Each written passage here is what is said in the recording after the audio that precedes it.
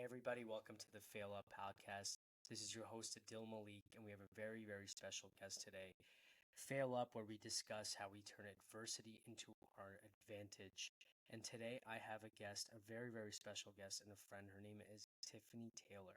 So, a little background on Tiffany. She is a life coach, and she helps people with simplifying their lives, increasing their productivity, and ultimately their freedom. She also has an experience. She has experiences throughout the world. She's traveled. She's seen many, many countries, and I think she has a very robust life that many people at her age do not. She's seen a lot. She's done a lot. She's aimed really high, and I think she has a lot of wisdom and insight into how to go about life and how to overcome challenges and adversity throughout your journey. So, Tiffany, welcome to the Fail Up podcast. Thank you so much for your time this morning. Thank you so much for having me. I'm excited to be here. Of course. So, Tiff, I want to start from the beginning. I think it's really important for the audience whenever we have these conversations that they should get some context on who you are, a little bit about your upbringing, where your story started from the beginning. So, tell us where you're from, a little bit about kind of family life and how your upbringing was. Yeah, so I'm originally born in Fort Lauderdale, Florida, to divorced parents. So there was a lot of back and forth going on. Raised below the poverty line. So this is going to be relevant later on in the podcast, but I was raised with a lot of money mindset issues. There's never enough. There's never going to be enough. All of those things Scarcity. happening at the same time. A lot of scarcity, a lot of lack being brought up. Um, what else is going to be relevant to this? A lot of emotional abuse happening at home. So that plays in later as well. So, What of do you course, mean we by all that? have our trauma. What do you mean by Hmm? emotional abuse, though? Because for some people that could be defined differently. Yeah, for everyone it's different. Emotional abuse, like the threatening to kill another parent. Emotional abuse, like kidnapping, you're never going to see your other parent again. That kind of abuse. Got it. Okay. Did you have any siblings growing up? No siblings, just me. How did you deal with it? Did you have like, could you go to another extended family member? Did you share this with friends? How did you cope with it yourself being exposed to that? No, I didn't share it with anyone. My parents were like good cop, bad cop for the majority of like the younger childhood. So the one parent would be navigating this with me, would be like, your emotions are okay, everything's valid, it's gonna be okay one day. So it was just like bouncing from one side of the spectrum to the other. Got it. So obviously a very, turbulent childhood. Um, what did you Yeah, do? very volatile, very turbulent. How old were you when you kind of like moved away from everything and started to discover yourself? When I was 14, I made the decision to cut contact with one of my parents. And honestly, both, we'll say both. I cut contact with both my parents at 14. I got my first job where I met my first mentor, and that really set me on the right path. I learned about personal development. I learned about coaching. I learned about growth. I learned about how to sharpen your character, your integrity, and how to increase your capacity by just learning more things. Um, that's where things really started to shift on my trajectory. And then when I turned 19, I was on a one-way flight to Milan. So I completely left the country, abandoned everything I knew, everyone I knew, and that was the start of my journey of getting to know myself. Wow. And when you were 14, how did you even put two and two together to find a mentor, or was it just a coincidence, or how did that come about? So when I was 14, I just made the decision I'm cutting contact. And when I was 15, I was finally old enough to have my first job. So it just, when God just puts things and people on your path to align perfectly for his purpose, it was that. I happened to be volunteering for a charity, and the charity event was being hosted at a Chick-fil-A. And I knew I'd wanted to get a job. Of course, I'd never searched for a job before, but I happened to meet the marketing manager there that day. Happened to mention that I'd be open to working there and was invited for an interview. And they loved me in the first interview. I skipped the other two, went straight to the owner of the restaurant, and they hired me. And that is to this day is my extended family now. That family that owned the restaurant took me under their wing. They taught me so much about life. Had so many healing conversations. It was my first time experiencing what the traditional healthy, happy family unit looked like. where it was mom and dad and two kids. They go to church on Sundays. They have a thriving business, and no matter what, they stick together. And it's, they've always been that way. They're always going to be that way. That was life changing for me to have proximity to what that looked like a window into what that looked like. Yeah, something to aspire to and just know that it's real. Yeah. And how would you say that specific? I know you obviously mentioned had a big influence on you, but how would you say that has impacted you today? How does that affect your day to day today, living with that family?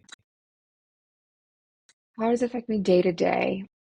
I still talk to them often. If I ever have questions, I always go to them and I still visit them once a year. How it impacted me was to see the contrast. When we grow up in our own world, we don't really know anything different than that. We know how we were raised, which is why people in their 40s, 50s, and 60s will continue to say, well, I was raised this way. Well, I'm from this part of town, right? People just tend to adopt and accept wherever they came from. But I was presented with the opportunity to reject what I knew was normal. I was given the opportunity to decide what kind of future do I want to create. And I came to the moment and the realization that my past doesn't have to define me unless I let it. And I chose not to let my past define me, which opened up a lot of questions, a lot of curiosity. What do the possibilities look like? Most people don't look at possibilities, they just look at what they know. And when I was able to turn my head on that, that's when things really started to shift for me. So with all the progress that you've made, with the family and seeing the contrast, seeing the vision of kind of maybe what you want for yourself in the future, do you think that there are in the same way, because that was probably before 14 to 19 you mentioned, so prior the 14 years, first 14 years of your life, me personally, I know I'm still working through certain family traumas or things and insecurities Mm. that I have from a young age that I thought I've worked on, but they show up here and there. So do you think there are things that you haven't 100% healed from that still affect you on the day to day or on occasion? Yeah, I think healing's always a journey. You're gonna nail it, and then a few years later, you might have a flashback that'll come up. I've worked with clients who they had trauma they didn't even know about until the age of 30. All of a sudden, they get a flashback. Their world comes crashing down, and they don't understand what's going on. They thought everything was fine. They thought they had a good childhood. All of a sudden, this memory presents itself, and they don't know what to do with it. Same thing all the way to the age of the 60s. I've seen this. So to say you're 100% healed is always going to be accurate for the moment or for the season, but you never know what your subconscious is going to present to you going forward. I can say at this point, I've done more work than anyone I know, and it's not about the amount of work you do, it's about how effective it is. I don't feel my past affects me anymore. I'm able to see patterns, I'm able to communicate them. If something comes up, I know what to do with it. I know who to go to. I have someone in my corner that's there for me that's going to process it with me. And I think that's so important. It's not a matter of, oh, I've done the work, I'm good now, I get my gold star. It's, do I know how to handle my brain and my mind and my memories when things do come up? And do I know how to communicate that to the people who are important to me or close to me? Well, and what were the things that helped you along the way with I guess going through that process? Um, I know you mentioned mentors and family, but give us a little bit more. And when I say that, I mean that there there's a lot of different ways on how we work on ourselves and how we're conscious and more consciously walking through life. And I think, of course, you can have an example, but it still takes a lot of uncomfortable work, and it also takes a lot of brutal honesty with yourself, right? So, give Yeah. us so a little bit of your process. Well, let me tell you, just like most people, I'll tell you all the things that didn't work. Okay. First one we'll start off with is therapy. I was in therapy for 12 years. And, through going through that process, I learned so much about the health industry. Like, in order for a lot of therapists to get paid by insurance, they have to diagnose you with things. And what that does to the brain is that creates a self-fulfilling prophecy. So, I mean, as a kid, I was diagnosed with ADHD, trichotillomania, OCD, PTSD, panic attack disorder. Like I just started collecting all of these disorders. And to anyone that's a therapist that hears this, it's like, how are you thriving today? Because you can't get past those things. People don't change. You just have to cope with that.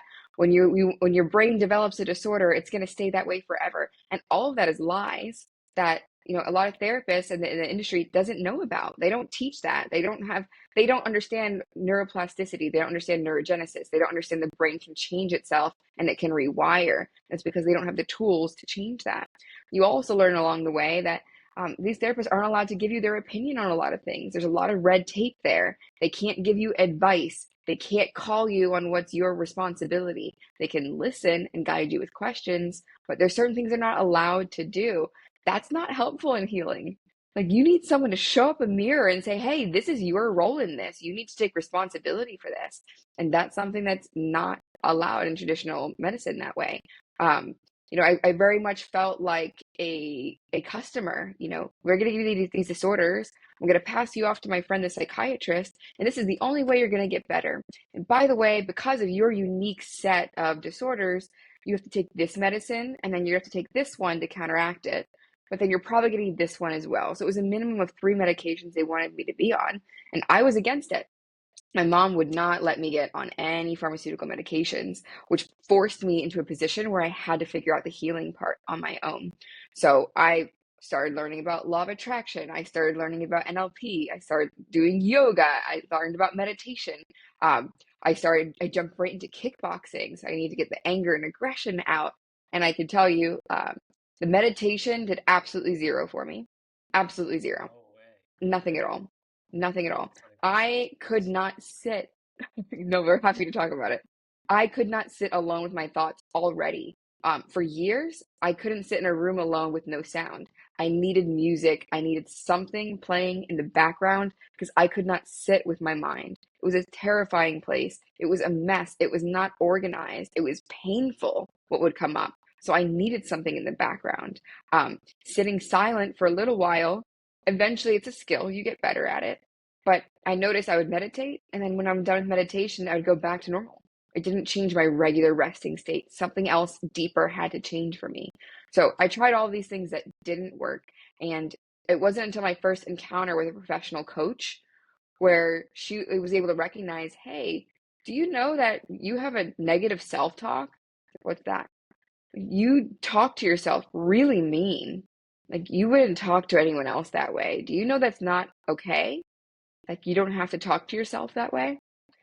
And I've only experienced my own mind. So I thought that was normal. Everyone talks themselves mean. No. First of all, I didn't know that that's not okay. Second, I didn't know you could change that. And so going through an This experience is where something, alone in my own brain. and this is something that a Hmm. therapist ever shared with you, or even that you never came to that conclusion. Never. How In many years have 12 you been in years. therapy? 12 years? 12 years since I was a child. Wow, that's crazy. And I think that's a very Never mentioned. controversial topic, right? Like, because I actually, to be honest with you, have a similar opinion. Hmm. It's not that I don't want to say that every therapist is the same or that therapy is not good, because there are people that have benefited from me, but for me personally, it was the same thing where I just felt like no work was being done, that I just had a place to maybe share emotions, but like, and maybe they guided me a little bit, and maybe, but it wasn't something that I couldn't do on my own. And at the end of the day, they're still kind of a stranger. They don't have full context on who I am and what I care about, what my values are. It didn't seem productive, right? So I didn't understand. I was like, why does everyone keep saying go to a therapist? And I was like, I leave with nothing really. And then when I actually sat down to do work like journal, meditation actually did work for me. But I'm curious to hear what you have to say about meditation. But I would just journal a lot, and honestly, journaling and listening to inspiring, positive self-talk and people that have gone through something similar that are now in a better place, like, the fact that they were courageous enough to go through that just made me think, like, okay, well, why can't I just make it through this issue? I'm not that. I'm also a human being, and I'm also capable of understanding that there's light at the end of the tunnel. So yeah, therapy just didn't do anything for me either. So it's funny that you say that, but it's very controversial. As most people, I guess therapy, especially if it helps them, they're very passionate about the fact that everyone should go and see a therapist. Yeah, it was two challenges to see. Therapy is really good for mental health disorders. That's what it's created for.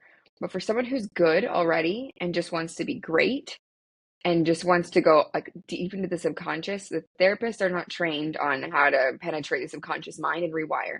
They don't have any training on this. They don't even know that it's possible. The majority, unless they've gone outside and done additional trainings. Excellent for, serious mental health problems. But that's not the person that's listening to this podcast right now. Usually, someone who's the entrepreneur. You've already had to figure out a lot in your brain to get to the point where you're an entrepreneur, where you're doing your own thing. You've already had to heal a lot, and that's firstly something to recognize. But when you're already in the personal development world and you're already reading these books, usually you want someone who's gonna be in that world too, who's going to be able to meet you intellectually, who's going to have gone through the same process. And it's usually not going to be the therapy option. Also, today, you have the internet, and what's happening is you have companies like BetterHelp stepping into the therapy space. So you're working with someone who's making maybe $30 an hour. My experience, I tried that also. And what my experience was, I got a therapist who was copy and pasting articles from WebMD into the chat as a response. So I would just like, this message seems off. I don't feel like they read the message I sent them. So I'd copy the message into Google with quotation marks, and I'd find the WebMD article. I'm like, wow, this is personal attention. But a lot of people are having that experience with therapy today also, which is diluting it. I do think there are really amazing therapists out there. I do think that it's probably like maybe 1 in 200, 1 in 300 that are really great, and it's hard to find them. Got it. Yeah, with the thing is, anytime something becomes profitable and they start to scale it and it becomes corporate, you just lose the depth of what it's actually meant to be. So yeah, no, Um, that helps. And you mentioned obviously meditation doesn't work for you, so I'm curious what was it? Do you think you didn't stick with it long enough, or do you think it really just wasn't for you or productive? Because a lot of people swear by meditation. I myself, I'm not the most consistent with it yet. I do my best to be, but I do feel that it does quiet my mind. It just takes a lot of practice. Like the first couple times you go to the gym, it's gonna be very uncomfortable if you don't know what you're doing, how to do proper form, etc. But after you get in the groove, it becomes easier and easier, and you feel more at home, I guess, right? So like I feel that meditation is kind of the mhm. same thing. I'd love to hear your take on it. Yeah. So I think meditation is a phenomenal tool. It's a skill, definitely something that you get better at with time, with consistency. I got really good at meditation. I started my business while I was living in Thailand. So meditation centers were a dime a dozen. They're everywhere. You can throw a rock and you're at the next one already. And I really enjoyed the meditation time. I remember every Monday I used to go for a 90-minute session. You walk in the meditation center, you grab your mat, you lay down. It's a silent meditation for 90 minutes. And I used to love it. And at the end of the day, the next day would come and certain patterns would show up. I'm still in scarcity. I'm still in lack. I'm still harboring anger. My communication skills, not really there when I'm getting triggered. And I didn't know what would trigger me. It could be something random. And navigating that, I didn't find that meditation was helpful for that. I found on the day to day, it was nice, but it didn't change the fact that I had a lot of deep work to do. It didn't rewire any of that. I need to change those things in order to really transform and become the healthiest, happiest version of me. What would you say was one of the most important actions that you took that helped you rewire your brain? And explain a little bit more about why rewiring your brain is important and your subconscious, because I think to some people it can come off a little woo woo, a little like, oh, what do you mean? Like, okay, yeah, if I just changed my thought, but you know, I think people need to understand from a practical standpoint that everything is a belief and a thought first. And whatever you think of yourself is what your external reality looks like. It doesn't mean that like, oh, I'm gonna manifest I'm rich and then tomorrow I'm gonna be, filthy rich, right? Like there's it doesn't work like that. But there's a lot of importance in how you view yourself and how you view the world, right? So talk about the Mhm. process of rewiring and also why it's so crucial to success and living a fulfilled life. Let me say, when you start to learn about the subconscious mind, if you're like me, when I become interested in something, I become obsessed with it. I go way further than the average bird. I'm going to go into the textbooks. I'm going to get into the master level certificate. I'm going to go all the way to learn about something. And so I thought I'd be really good at rewiring my own brain. And I think we all know how to do that. We all know how to change certain habits. When we really put our mind to something, we can achieve. So I think everyone already has that level of confidence. But of course, we get stuck. The deeper I went in learning how the brain works, and I'm not talking about manifestation, I'm not talking about create your dream life, I'm talking just practical changing habits, for example, changing the way you think. There's only so much you can do on your own. Even as I'm getting my master's in NLP, there's only so far I can go with myself. There's a there's levers and there's switches in the brain that other people can tap into when they get into a conversation with you. And they don't have to know much about you in order to do that. That's the first thing to understand. So, the most transformational first step I took that made me really want to dive into this deeper was navigating my anger. I had a lot of pent up anger, and through learning about the emotions, you learn that when you have deep pain or sadness, anger gets created to hold that emotion because it's easier to feel in control than it is to feel sad. If you're sad all the time, you fall apart. But if you're angry, you feel good about You yourself. It's feel almost like an empowered as ego well. hit. Yeah. You feel empowered, and it's easy to channel anger. You can channel anger into your workouts. You can channel anger into your business. You can use it. It's a usable form of an emotion. Granted, it's one that will create health issues later on. If you're not thinking about it, it feels good. And it wasn't like I was angry all the time, but when someone would trigger me, I would completely pop off and it would be so bad, and I would burn so many bridges that I wouldn't allow myself to get close to people. I wouldn't allow people in because A, I didn't want them to know I had that problem, and B, I felt bad. I didn't want them to be on the receiving end, and I didn't know what my triggers were. It could be something random to where I would feel disrespected and I would go off on someone completely and I would hurt them. I had a very sharp tongue and I would hurt people. I was aware I was hurting people, and so I would just keep a distance from everyone. It wasn't until I wanted to be in a romantic relationship and have a boyfriend that I realized this is not sustainable. Not sustainable. I can't be in a healthy relationship and have that dream life I wanted, right? I looked at that family that I had that I looked up to. I couldn't be like that or ever had that if I didn't address the issue. And I didn't, after therapy in 12 years, that didn't address the issue. I started learning about emotional release work. And what I learned is that emotions aren't just on the surface, moment to moment, but they're stored at the subconscious level. You know, when we have, say, 5 core emotions: anger, sadness, fear, hurt, and guilt. Your subconscious organizes that basically in a folder. Say, if your subconscious is a computer, we have a folder for each of those core emotions. And anytime you experience or have a memory with this kind of emotion, it just stacks on in that folder. Over time, that folder becomes full and it just overflows. So for me, that folder of anger, it was just completely full and it was overflowing onto people who didn't deserve it. Sadness as well could just overflow. It'd be the middle of the day. I'd start crying. I don't even know why I'm crying. Like, why am I even feeling sad right now? I don't have any reason to feel sad. It would overflow. Through emotional release work, I learned that there is a lead mark there. There is a root cause holding that folder together, which, when removed, would completely clear out the folder of that emotion. And the root cause, that root cause memory that would create that emotion, usually would be a repressed memory. It would usually not be from the traumatic experience you had that you think created anger, but from something you didn't even know happened or something you thought was insignificant. And once you release that through the release technique I'm mentioning, it just clears out the anger from all the other emotions without having to do the work for all the memories. Now, traditional therapy, I would go in once a week and I'd have to talk about the most traumatic things that happened to me.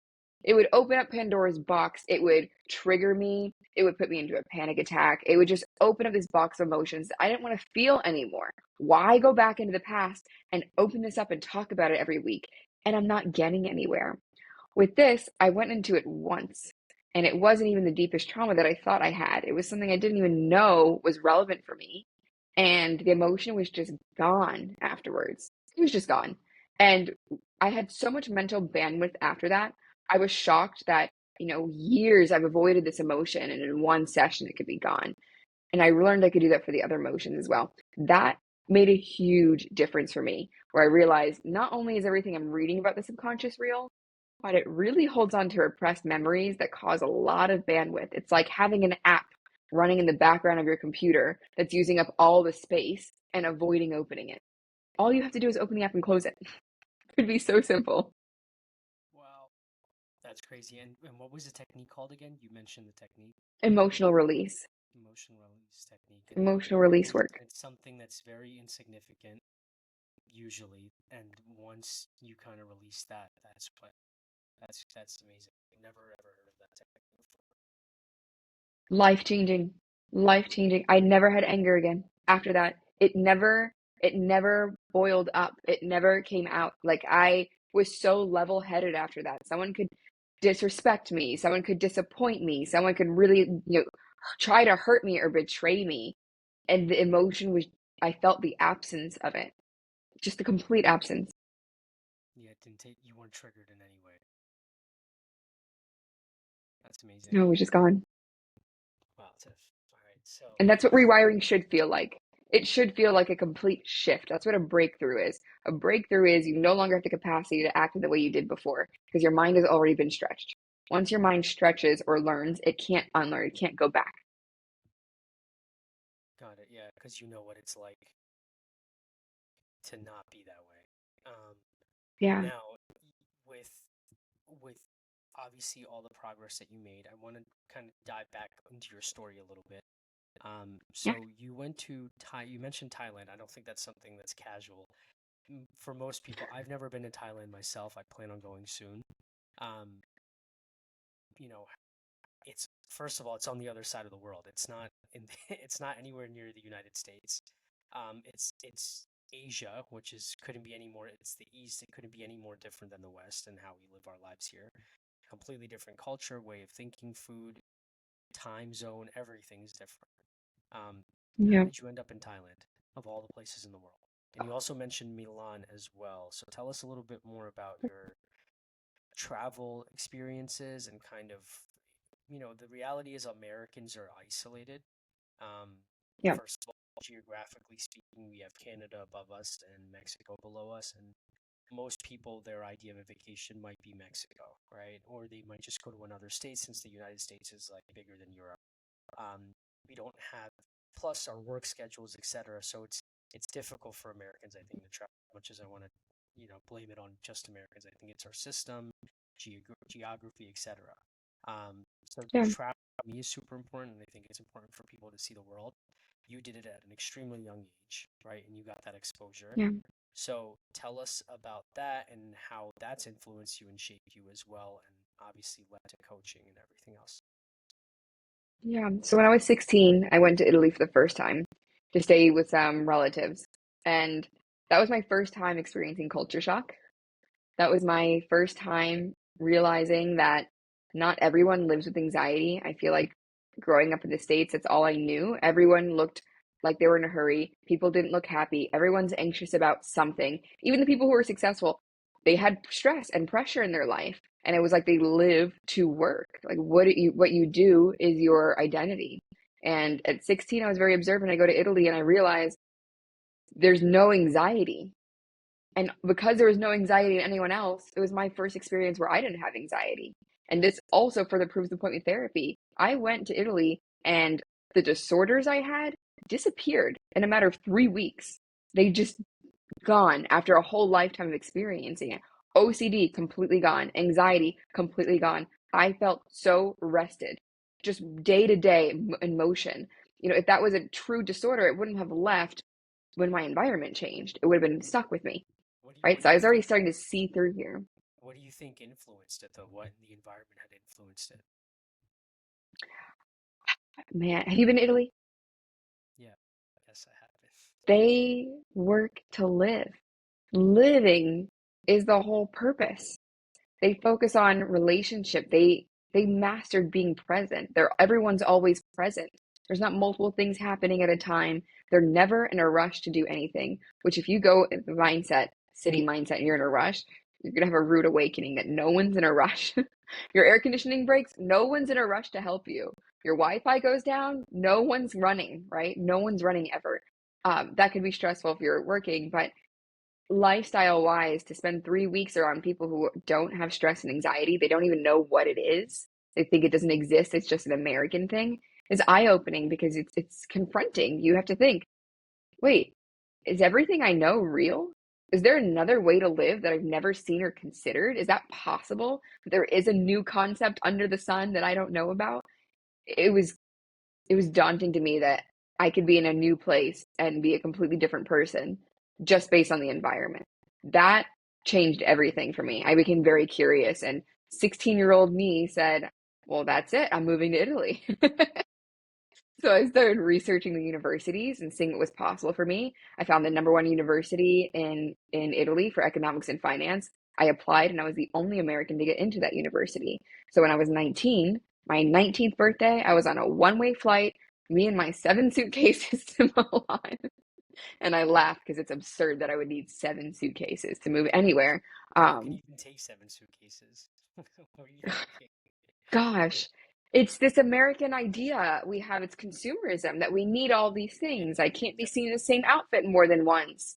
All these concepts, it showed up, of course, and then you move to Milan, fashion capital of the world, and you realize nothing you bought was good enough to wear there. You can't even wear it anyway. Yeah. Oh You my know, can't God. wear it anyways. Yeah, and I thought I would stay there and I would, get my degree there and I'd be married there and have kids there. And, God had other plans. I planned the best I could and God had other plans. I was not able to stay there. The amount of problems I had with processing my student visa, I think I told you the longer version of the story, but for the sake of time, my visa paperwork was processed incorrectly at the hands of the Italian consulate in the US. And I was put in a position where I had to leave. I could either fly back to the US and redo all of my paperwork, meaning I would have to fly to Atlanta, fly to Miami, fly back to Milan within 10 days, or I could leave the university. So leaving was my only option at that point. Um, I left. I had no plans. I went from, part of my trauma was I needed to feel in control of everything. Every 15 minutes of my day was perfectly scheduled. If I went a minute off, it would create a lot of stress and anxiety for me. And I went from having everything perfectly planned to who am I? I'm not a student anymore and I don't have a job, which means I don't have an identity. Who am I? And also, I was in a position where I can't just go back to the US. I spent my life savings on that move to Italy. So I had about €500, $500. It's enough to get a flight back to the US, but that wasn't enough to find a place to live or get a car. There was no way I could move back to the US. It was mission impossible. Even if I moved in with family, they lived in the middle of nowhere. I would need a car just to get a job.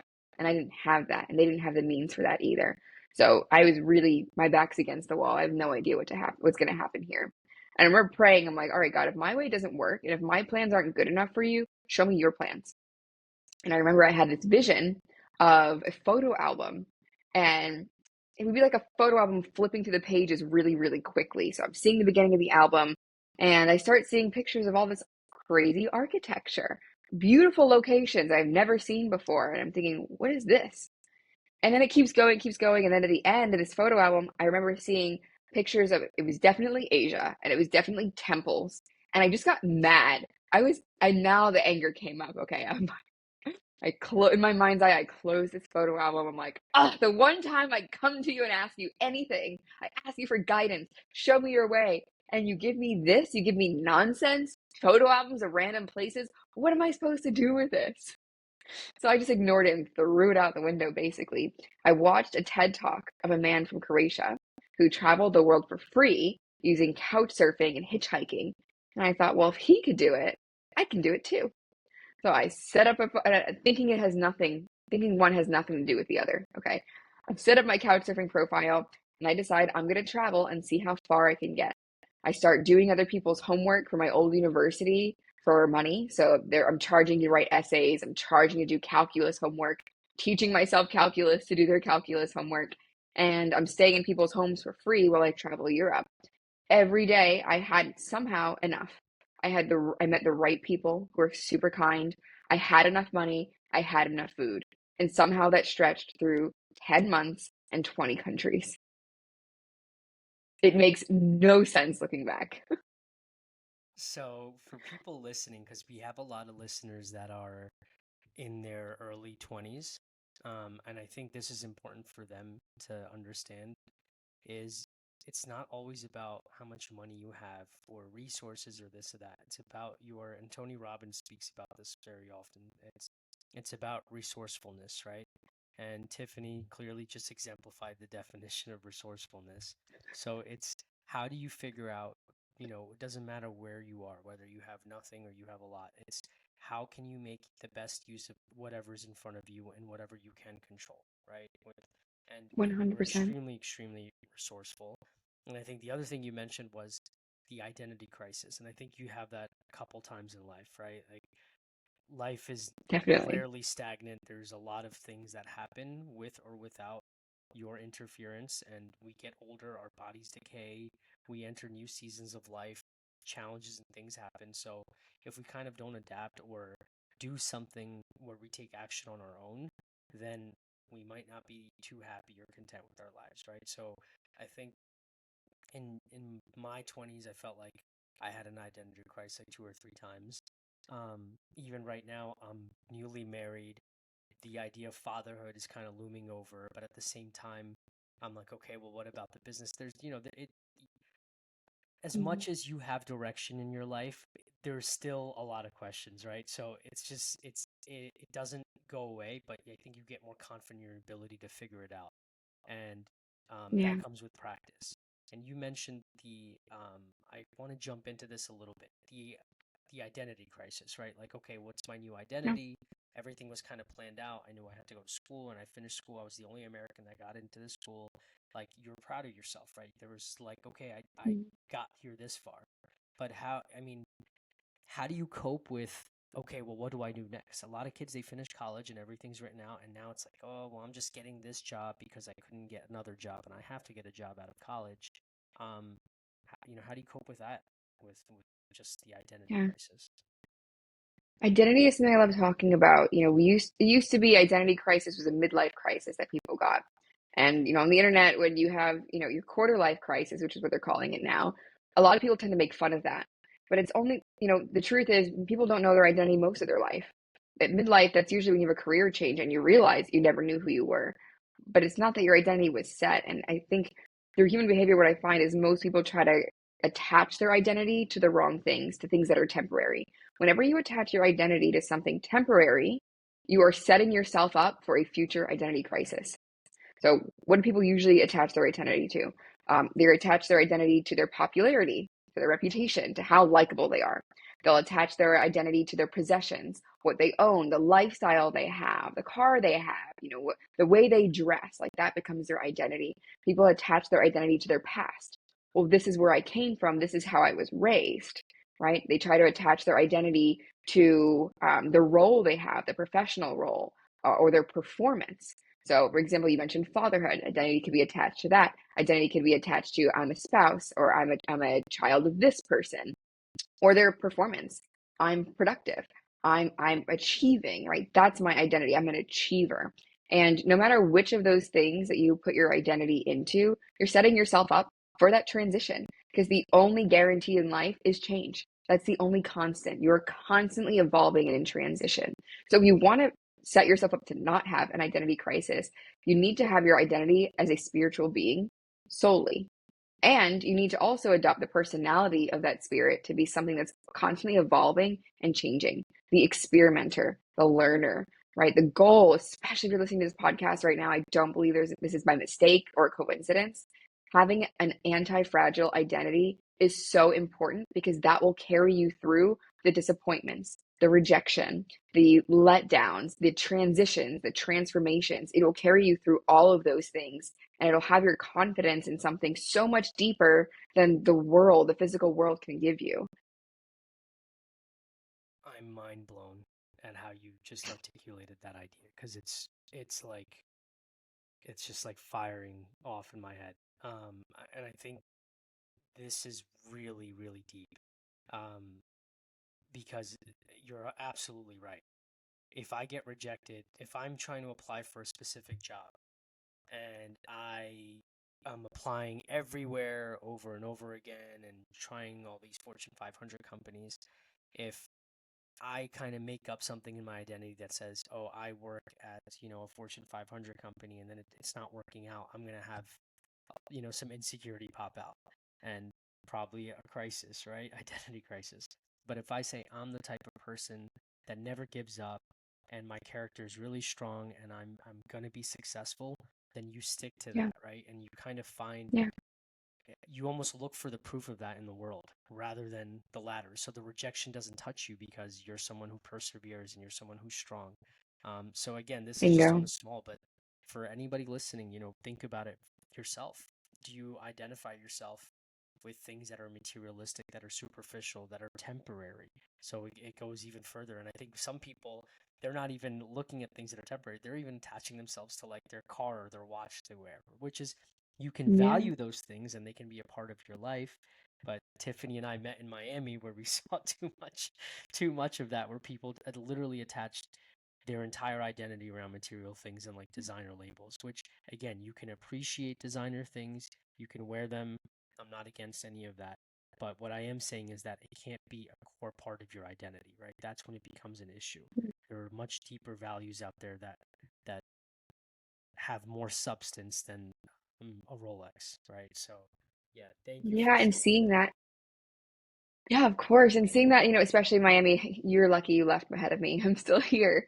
But, we think that I'm going to be fine when I get there. I'm going to know who I am once I'm there. That's always a thought. I just need to get that next goal. I just need to get that next car.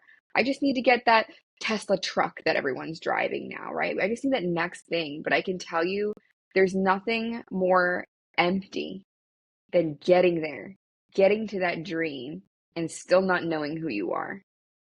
There's nothing worse than having all those things on the outside to show, and everyone thinks you're okay, but inside, you're not okay, and you don't have anyone you can talk to about it. There's nothing more empty than having all these things and still not feeling fulfilled, not being confident, being even more insecure. That is what I wish on no one because I have met so many people who've gone through that same process. So I want you, if you're listening, identify what are the things you're saying that I'll have it when? Or if you're saying I'll be confident when, I want you to ask yourself, why can't I be confident now? And you're probably going to find the answer of where identity is. Well, because I haven't done X, Y, and Z, because I don't have this, that, and the other thing. Well, that's you attempting to put your identity in something external, and that will never end with the result of internal confidence, right? So you always want to have that strong identity first, because the bigger that you create this external persona, like I watch people do all the time, the bigger the fall, right? So it's better to build a strong foundation in the beginning. Build that strong foundation, build your wealth in secret, figure out who you are first. Don't let your other people especially attach your identity to all these external things because if you build in a bad foundation, you're going to have a very big public fall. Not saying that, you can't have that or you won't recover from it, but why go through that if you can avoid it? Yeah. And, we see celebrities and a lot of people, in Hollywood go through depression and, drug problems and issues. And I think this probably has to be a big element of and big reason why, right? It's that Yeah. external validation. Anytime you're validating yourself with anything external, it's gonna come back and you know it's not gonna work out. You're not gonna feel good in the long run. So very very important idea. I'm glad we discussed this. Thank you for sharing, Tiff. And um, coming back to Thailand, right? So obviously Italy was an insane experience for you and all the countries you visited after school. And then eventually you ended up in Thailand.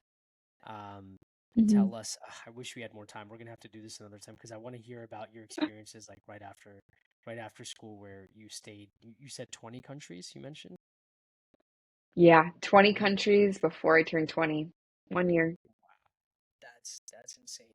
Like that's a whole nother topic.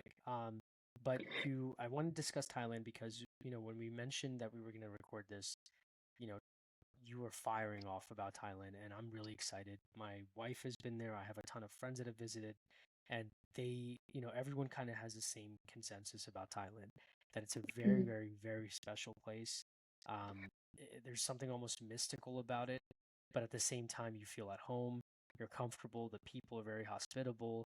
The culture, the way of life there, um, aligns a lot with, I guess, who you are and how you're speaking about it. And just in general, like they have a lot of strong values in that place. So tell us about Thailand, your experience there, how Thailand has influenced you, and what you think is so amazing and stands out about the society? Like you mentioned Italy, but also what about Thailand in comparison to the US? Yeah, so with Thailand, that year I learned not to plan because magic happens when you're not planning. And when you get out of God's way, it's amazing how he can change your life. And that's clearly the lesson I learned that year. What do you mean by um explain to us what do you mean by get out of God's way? So I believe we all have a purpose. Right? We all have an identity in him. We're here for a kingdom purpose. Of what we're here, we have a mission. We have potential, we know that, but we have a mission here on earth, and we're given certain gifts and talents in order to accomplish that mission. Right? We all absolutely have a purpose, and I think a lot of people are still on the journey of figuring out what that is. But there's certain experiences we have to go through, right, to refine us, to sharpen us, to sanctify us, so that we're prepared to take on that mission. Right? I know early on I had to learn the lesson of letting go of control in order to have that experience to go to Thailand, in order to have the worldly perspective I have today, and to be able to help people from all cultures all around the world to have a global online business. I had to learn early on how to navigate and steward my finances with the little that I had so that when I was given a lot, I would know what to do with it. But I had to start small with those smaller learning blocks first. And I believe our life is always rigged in our favor, teaching us the skills and the lessons we need in order to steward what we are given later on. So I know I had to break a lot of things off of me. Like I had to break the scarcity mindset off of me and realize what's possible. I had to break this idea that, the life is the way it is and I am where I came from. When I learned who my creator was, the creator of all things, I realized all possibilities are available to me. So when I got out of God, my way was I'm going to be an investment banker. I'm going to study 100 hours a week, and then I'm going to get a job at an investment firm in London like everyone else. And I'm going to make, starting at 120,000 euros a year. I'm going to get my 20,000 euro sign on bonus because that was normal coming out of the university I was going to. And I was going to go and collect all this money and eventually get married. And that would be my life. That was my plan for my life. God's plan was for me to go see the world, to start an online business, and to help people overcome the same trauma that I went through, to help other people realize there's freedom in emotions. You can find freedom in time. You can find freedom in finances, and freedom's available to us if we would just do a little bit of work. If we would just turn things over to him, we would find healing.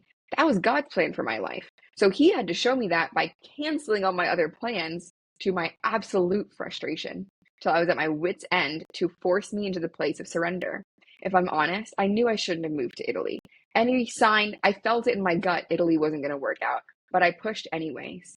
I was very rebellious in my spirit with this. I saw any sign you could imagine of saying, don't go to Italy. I had it. Anything that could go wrong in the processing of paperwork before I got there went wrong. It was to the point it could not be coincidence anymore. How does a government agency lose all of your paperwork, your social security card, your passport, causing you to miss your first flight? How does so many things go wrong? God can be the only explanation that everything went wrong. So when things fell apart, I was shocked in the beginning. But if I'm honest, I knew it wasn't going to work out. I just thought I was stronger than the powers that be. I thought I had willpower. And I was forced into a place of submission to realize, hey, you're here to partner with me for your purpose. You can't just create your own life vision of what you want to do. That's not what you're here for. So my hand had to be forced into submission. I'll say surrender, right? This is, I think, whatever the word everyone uses. That's kind of a universal term. Surrender. I was pushed into a place of surrender, and that was the most freeing experience of my life. Because no matter how ambitious I was, no matter how creative I was, I can promise you, no matter how skilled I was, I could never plan that trip around the world.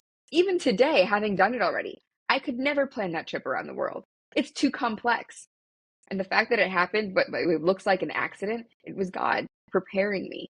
Um, so getting on to Thailand, I was in Europe. I wasn't planning. I was just living day by day. But when I saw snow on the ground, I was not okay being in Europe anymore. I was faced with the winter coming, and I didn't want to deal with that. I don't do cold. I'm a summer baby. I'm a water baby. I don't do winter. So I happened to, this is hilarious actually. I happen to remember a conversation I had with someone a few months prior about learning kickboxing in Thailand. And I thought, well, I have nothing better to do. Why not go to Thailand? I don't want to go back to the US yet. And I definitely don't want to stay in winter. So the only place I could think to go was to Asia. Why not at this point? I've already been traveling for months. Let's do it. And I happened to find an error fare, which means the airline made a mistake on pricing a flight. So I was able to get a flight for, I think it was $150 from Europe to Thailand. That's nothing. Sweet, sign me up. So I booked a one-way flight and I needed to get, I think it was my passport information in order to book that flight. And I had it on my iPad mini, which I was using for studying. So I had it with me, but I hadn't even looked at my iPad mini for at least 4 months. Would you know, I go to grab the iPad mini and the wallpaper image on the iPad mini was the same image on the background of the flight to Thailand.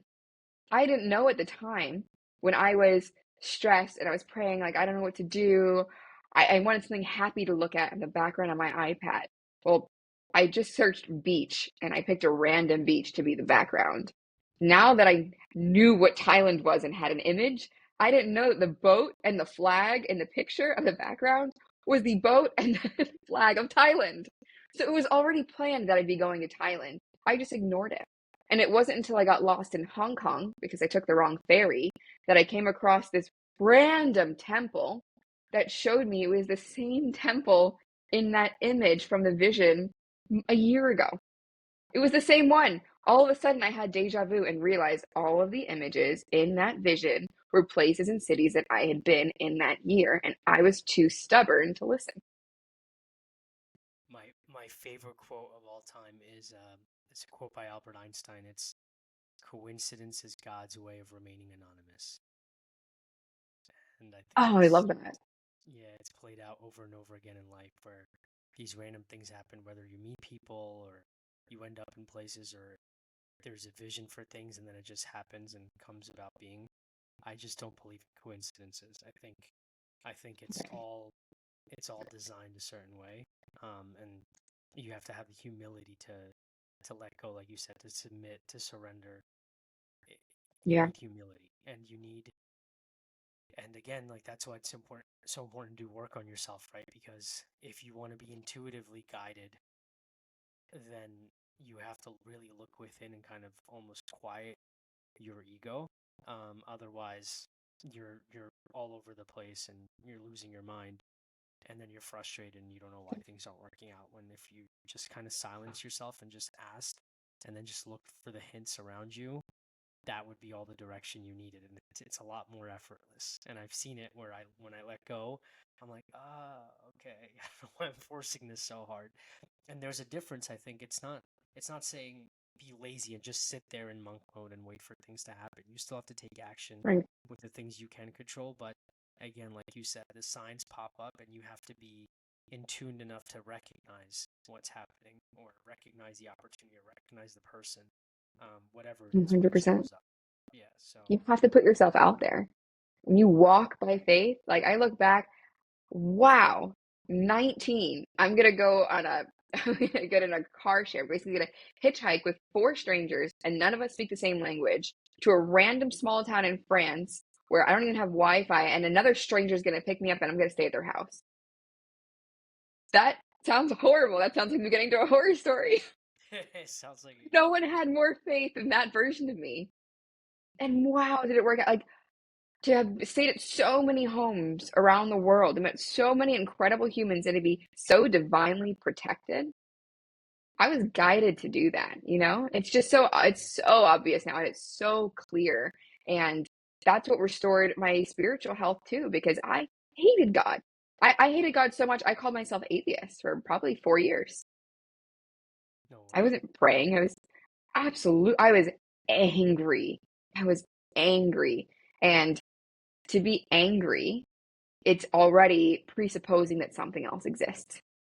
So looking back, I wasn't a true atheist, but I said I was. I was adamant God doesn't You were exist just a because little I yeah, went through all this pain. you were a little bitter. Yeah, you were bitter. Yeah. Oh, I was So bitter. But when I saw how loved I was and how protected I was and how guided I was through that whole journey, it really healed that relationship. It really allowed me to see the possibility. And it really allowed me to submit to, okay, maybe my plans aren't the best. Maybe there's a much greater plan. Maybe there's something much bigger I can do here that God wants me to do with his help than I could do on my own. So I ended up in Thailand thinking I'm going to stay for a week, and I ended up staying 6 months. I loved Thailand. I still love Thailand. It's my favorite place on God's green earth. It is so incredible to see how much he's created. I was able to enjoy nature. I hated nature before my whole life. I was a city girl. It's my identity. City girl. I don't do bugs. I don't do trees. I don't do mountains. I don't care about that stuff. I went to Thailand. You feel God's presence everywhere with you. I don't even know how else to describe it. Anyone will tell you that Thailand is not a place, it's a spiritual experience. It's a full on experience that you have where all is well within your soul. It's a soul level experience that you have. And yes, the food is incredible and it's totally different than what you'd expect here. But at the end of the day, human nature is not so different no matter what country or culture or language they come from. So you start to realize how close and similar we all are given our differences. And you start to realize what it's like to love a stranger. You go to Thailand and strangers love you. They don't just like you, they love you from the heart and they would do anything for you, even if you're a foreigner. So to experience like that overwhelming love in a culture, it changes you as a person. Yeah, we have you see a completely different side of humanity.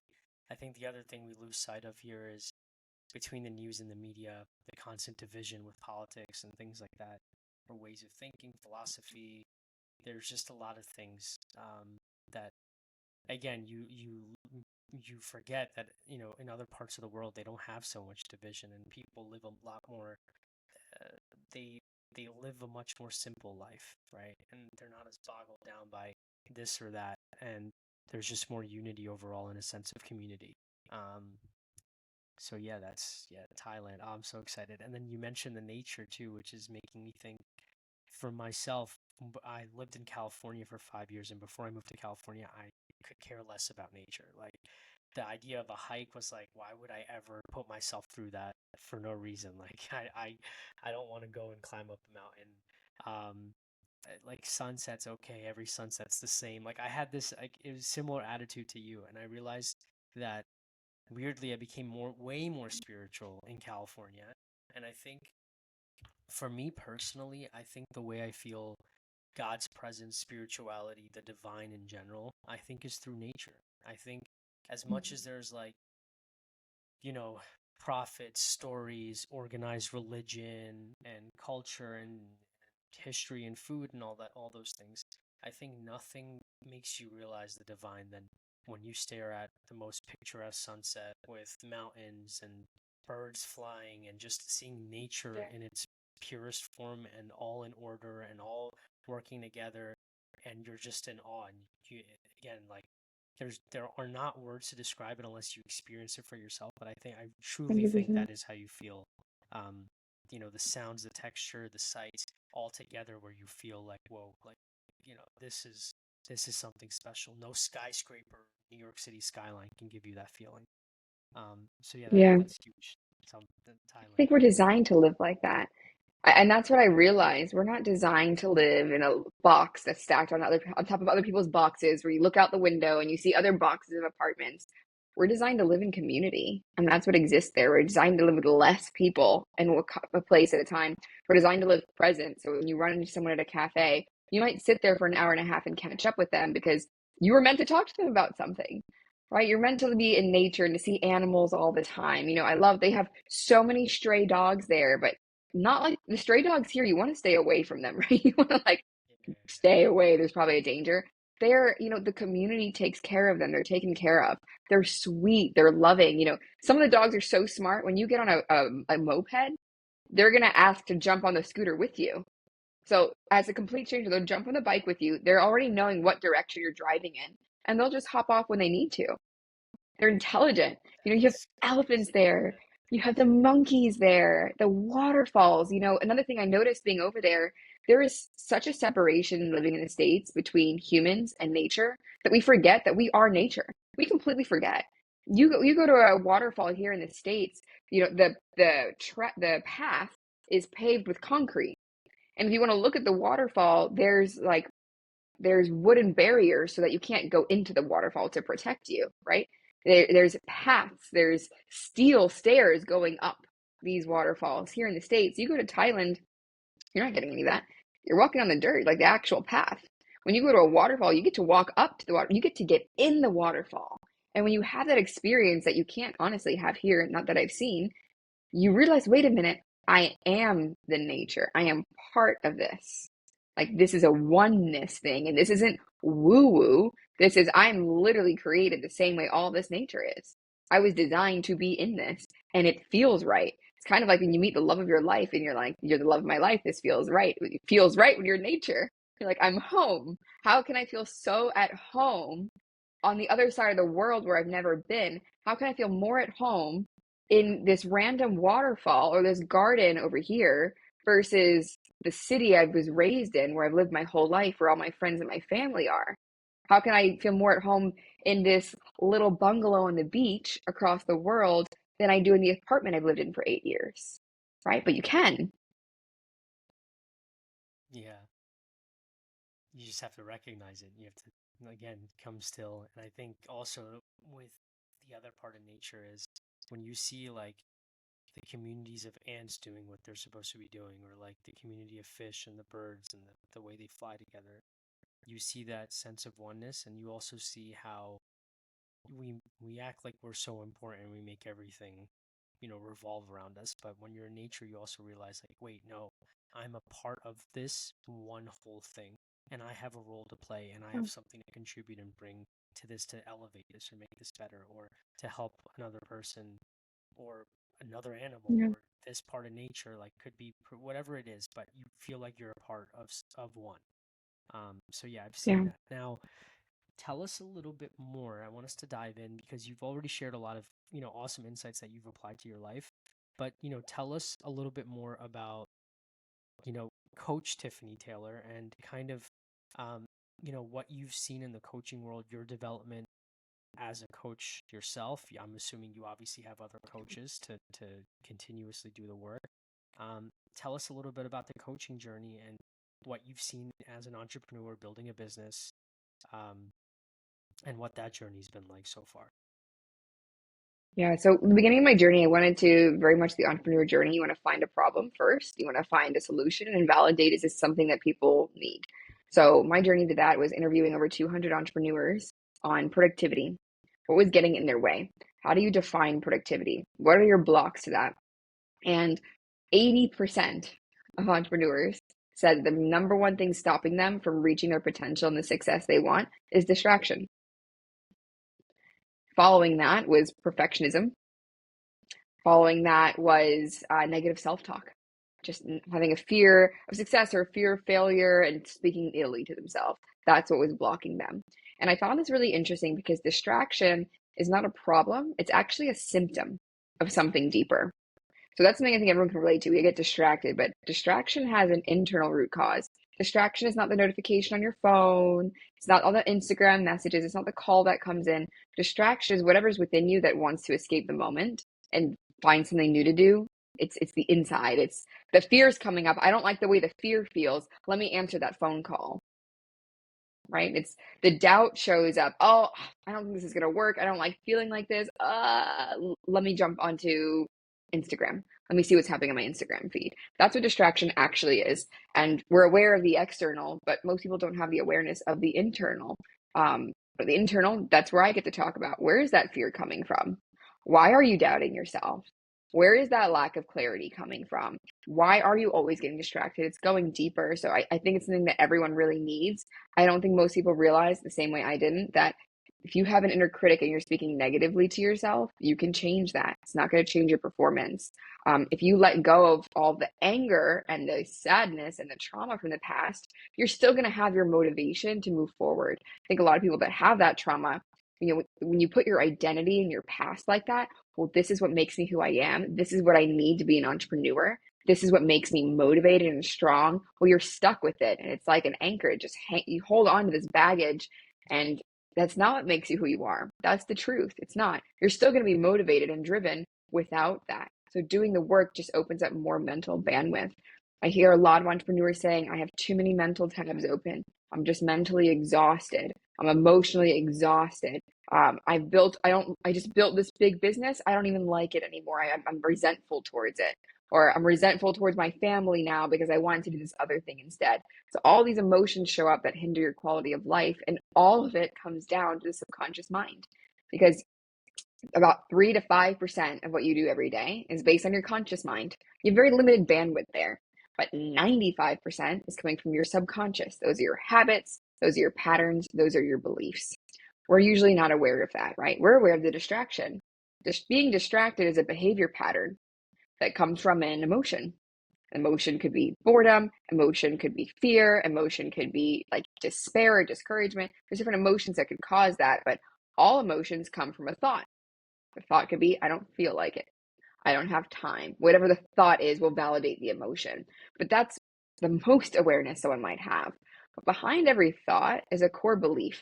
And most of those are at the subconscious level. We don't know what our beliefs are because we decided on them or agreed to them so far back that we don't even know what's at play anymore. So when you work at the belief level and at the subconscious level, that distraction breaks off without having to focus on, let me see how many focus timers I can get. Let me see how many apps I can create or find to block out these distractions and blacklist these websites. You're not focused on the external anymore because the internal piece that was driving that is just gone. There's such a significant value to that. Now you're not thinking, how many hours of affirmations do I have to listen to rewire my brain? Because you've actually already just done the work. You're not thinking of, let me do 75 hard to create new habits. Let me go and do the 120 days of consistency to build a new habit because it's already ingrained subconsciously, right? Most people think to build a new habit, it takes 21 days. That's actually how long it takes to break a habit. To build a new habit, it takes 66 to 120 days if you're doing it on your own. But when you're working directly with the subconscious, you can have a new habit overnight because you're already there, right? So it's a matter of speed. It's a matter of getting things at the root cause and then allowing the trickle down of success to happen rather than just focusing and isolating each individual negative thought that you have, right? That just takes a lot of unnecessary work. So it's almost like the emotional release technique, um, with decluttering. Basically, that's mind blowing Mm-hmm. because I would have never guessed that. I would think that as a coach, you create different tools and systems around each individual distraction, or like, oh, when you have a text message, you avoid this if you have a meeting. So it's actually just going back in the subconscious again and Inner recognizing what work. triggers you to get distracted. Is that right? 100%. What is triggering the distraction? Because that's coming from the subconscious. Do you feel worthy of that? Like worthiness comes up a lot as well.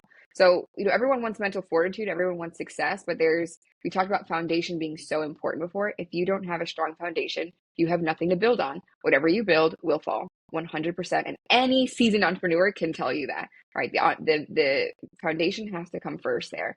So I take people through a decluttering process.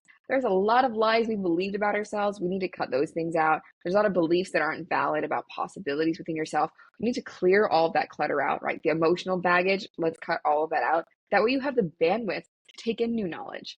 That's the opposite of what most people say. Most people say a success mindset. You need to read more, listen to more podcasts, take more courses, more, more, more, more, more. But what everyone's doing is they're stacking information on top of clutter and you create a mess in your mind, which is why you can't execute on it.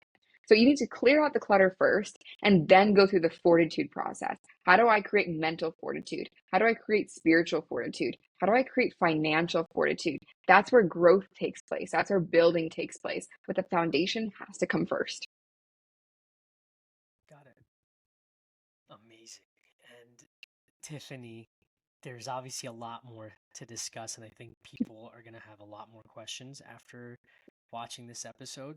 Um, Tell us if I know, of course, I'm going to share your Instagram, social media, and everything in the show notes so people can find you. But if you want to tell people a little bit about if they wanted to work with you, they were curious about learning more with decluttering. And actually, before I get to that, I actually just thought of one more question that I really want to ask you. What's on the other side of people, for people, if they learn to declutter their minds, if they learn the emotional release technique, right? And I'm sure as a coach, there's so many other techniques and things that you have to be able to really fix and solidify that foundation. Um, what's on the other side of that? What does your life look like as somebody who's gone through the journey themselves? Yeah. So I can tell you it's everything you've been wanting, but that's not clear enough. I can tell you it looks like really good sleep. Not I'm stressed out, I can't fall asleep. I'm waking up thinking in the middle of the night, stressing or thinking about what I have to do, and then waking up out of energy. It looks like you have so much energy, you don't know what to do with it. We don't realize how much energy it takes for the subconscious to repress things from us and to repress those memories. So it looks like an abundance of energy. So if you've been feeling tired, this is something that's going to be life changing. It looks like the absence of the things holding you back. And I would say it's the things, we think of transformation. No, it's the opposite.